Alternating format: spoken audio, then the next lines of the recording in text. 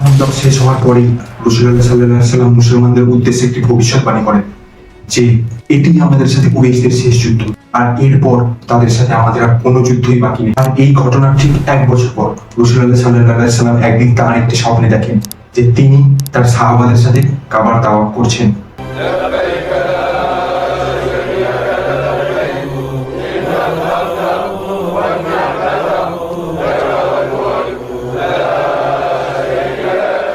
যেহেতু আল্লাহ তাআলা প্রত্যেক নবীদের স্বপ্নের মাধ্যমে পথ নির্দেশ করেন, তাই এটি ছিল আল্লাহর তরফ থেকে একটি নির্দেশ, উমরা করার নির্দেশ।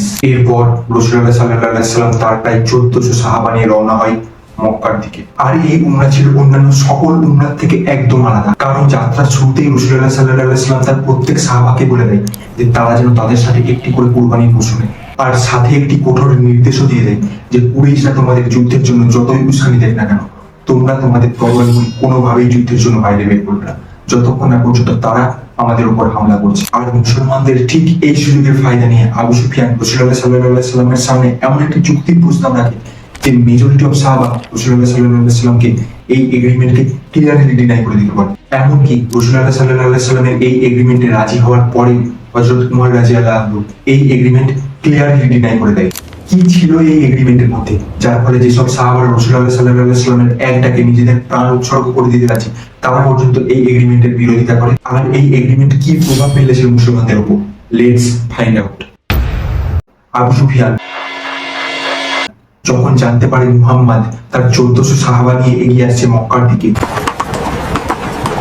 তখন সে পরিকল্পনা শুরু করে দেয় কিভাবে মুহাম্মদকে মক্কার বাইরেই আটকানো যায়। 1 বছর আগে মুসলমানদের কাছে লজ্জাজনক হারের পর সম্পূর্ণ আরবে তাদের যে সম্মান ছিল তা এখন অনেকটাই কমে গেছে। আর এখন যদি তারা মুসলমানদের মক্কায় প্রবেশ করতে দেয়, তাহলে আরবে তাদের যে ছিটে ফোটা সম্মান বাকি আছে সেটা আর থাকবে না। আর এটি আবু সুফিয়ান খুব ভালোভাবেই বুঝতে পেরেছিল, তাই সে মুসলমানদের বিভিন্নভাবে যুদ্ধের জন্য উস্কানি দিতে থাকে। কিন্তু মুসলমানদের বিরুদ্ধে করা তার সমস্ত পরিকল্পনা খুব বাজেভাবে ব্যর্থ হয়। এরপর মুসলমানরা শান্তিপূর্ণভাবে মক্কায় ঢোকার চেষ্টা করলে কুরাইশরা তাদের বাধা দেয়। আর এটাই ছিল কুরাইশদের সব থেকে বড় ভুল, কারণ সেই সময় আরবদের একটা রীতি ছিল কেউ কখনো কাবাকে নিজের সম্পত্তি বলে দাবি করতে পারবে না। আর এক্ষেত্রে মুসলমানদের সাথে কুরাইশদের দ্বন্দ্ব যদি খুব বেশি দিন চলতে থাকে, তাহলে খুব শীঘ্রই সম্পূর্ণ আরব কুরাইশদের এগেইনস্টে চলে যেতে পারে। আর তাই যত তাড়াতাড়ি সম্ভব কুরাইশদের কোন একটা ফাইনাল ডিসিশনে পৌঁছাতে হবে। এদিকে রাসূলুল্লাহ সাল্লাল্লাহু আলাইহি ওয়াসাল্লাম সিদ্ধান্ত নেয় হযরত উমর রাদিয়াল্লাহু আনহুকে কাফিরদের সাথে নেগোসিয়েশনের জন্য পাঠাবে। কিন্তু হযরত উমর রাদিয়াল্লাহু আনহু সাজেস্ট করেন হযরত উসমান ইবনে আফফান রাদিয়াল্লাহু আনহুকে পাঠানোর জন্য, কারণ তিনি মক্কার সবথেকে উঁচু কাবিলা বানু উমাইয়া থেকে বিলং করেন। এরপর হযরত উসমান রাদিয়াল্লাহু আনহু যখন মক্কায় গিয়ে আবু সুফিয়ানের কাছে উমরা করার পারমিশন চায়, তখন সে এই প্রস্তাব ক্লিয়ারলি অস্বীকার করে এবং বলে মুহাম্মাদের ইসলাম প্রচারের পর থেকেই আমাদের মধ্যে থেকে ম্যাক্সিমাম লোকই ইসলাম একসেপ্ট করে লুকিয়ে মদিনায় হিজরত করেছে, আর অল্প কিছু লোককে আমরা বন্দী করে নিজেদের কাছে রেখে দিয়েছি। আর তোমাদের সাথে পূর্ববর্তী যুদ্ধগুলিতে আমাদের অনেক ক্ষয়ক্ষতি হয়েছে, আর এরপরও যদি আমরা তোমাদের মক্কায় প্রবেশ করতে দিই তাহলে এটি আমাদের জন্য খুবই লজ্জাজনক। যেহেতু হযরত উসমান এবং আবু সুফিয়ান একই কাবিলা বানু উমাইয়া থেকে বিলং করেন, তাই আবু সুফিয়ান হযরত উসমানকে কিছুদিন মক্কায় থাকার প্রস্তাব দেয়, আর ততদিনে তারা তাদের ফাইনাল ডিসিশনটিও তাকে জানিয়ে দেবে। আর এই সময় একটি গুজব আগুনের মতো মুসলমানদের মধ্যে ছড়িয়ে পড়ে যে উসমানকে হত্যা করা হয়েছে। এই খবর পাওয়া মাত্রই রাসূলুল্লাহ সাল্লাল্লাহু আলাইহি ওয়াসাল্লাম একটি গাছের নিচে দাঁড়িয়ে কুরাইশদের বিরুদ্ধে যুদ্ধের ঘোষণা দেন। আর আবু সুফিয়ান তখন হযরত উসমান রাদিয়াল্লাহু আনহুকে দ্রুত মুসলমানদের উদ্দেশ্যে রওনা করিয়ে দেন। এরপর কুরাইশদের পক্ষ থেকে সুহেল ইবনে আমর রাসূলুল্লাহ সাল্লাল্লাহু আলাইহি ওয়াসাল্লামের কাছে একটি চুক্তিপত্র নিয়ে আসে। আর এই এগ্রিমেন্টে ক্লিয়ারলি কতগুলি পয়েন্ট হাইলাইটেড ছিল। নাম্বার 1, আগামী 10 বছরের জন্য মুসলমান ও কুরাইশদের মধ্যে আর কোনো যুদ্ধ হবে না।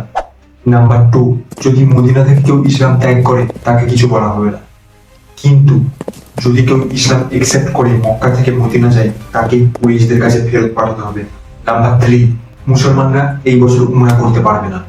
আর এই লাস্ট দুটো পয়েন্টের জন্য ম্যাক্সিমাম অফ সাহাবা এই এগ্রিমেন্টে রাজি হয়নি, কারণ এখানে তো পরিষ্কার বোঝা যাচ্ছে তারা আর মক্কাতে ইসলামের প্রচার করতে পারবে না। কিন্তু রাসূলুল্লাহ সাল্লাল্লাহু আলাইহি ওয়াসাল্লাম এই সব সাহাবাকে ইগনোর করে এই এগ্রিমেন্টে নিজের মোহর লাগিয়ে দেন।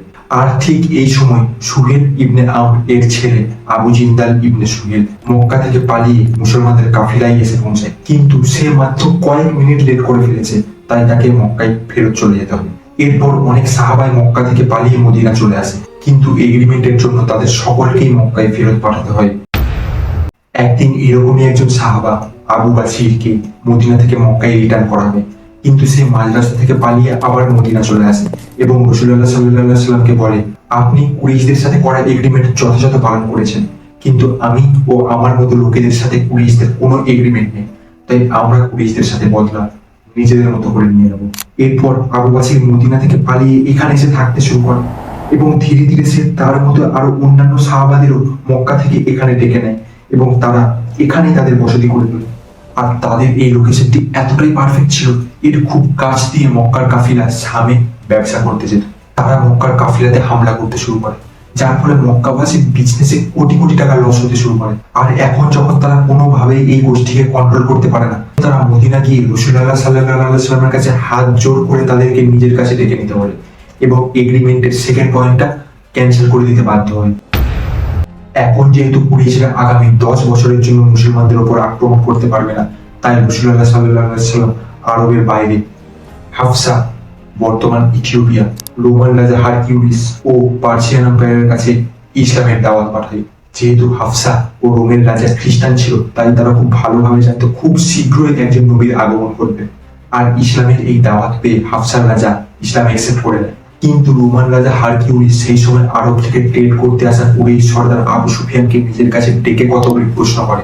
আর প্রশ্নের উত্তর শুনে সে আবু সুফিয়ানকে বলে, তুমি যেগুলি বলছো সেগুলি যদি সত্য হয় তাহলে জেনে রাখো, আমি যেখানে দাঁড়িয়ে আছি খুব শীঘ্রই এখান পর্যন্ত মুহাম্মাদের সাম্রাজ্য ছড়িয়ে পড়বে।